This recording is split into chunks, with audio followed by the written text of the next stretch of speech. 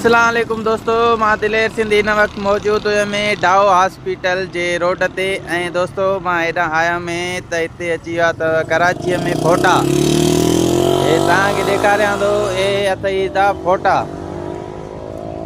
हे ॾिसो फोटा अची विया अथव। अदा हिते कराचीअ में फोटा अची विया अथव दोस्तों। हेॾां हे लाहौरी गजरियूं बि पियूं अथव। ऐं हे असां सिंधी भाउ आहे जेको हिते डावा रोड ते खपाईंदो। अदा अस्सलाम वालेकुम, छा हाल आहे भाउ? केरु पाण काथां जो? शिकारपुर जो। केरु पाण? अबा हे सोलंकी साहब अथव। हे फोटा तव्हां ॾे मथां न आया हुजनि पर हिते अची विया अथव। घणे किलो घणे न भाऊ? 800 रुपया किलो अथव। छो जो अञा ताज़ा हाणे लथा ने त इन जे करे फोटा महांगा ने।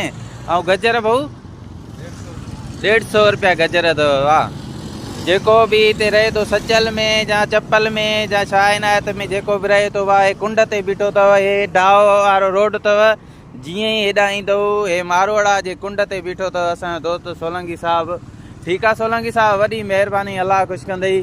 ठीकु आहे दोस्तों, अल्लाह हाफ़िज़, दुआ में यादि।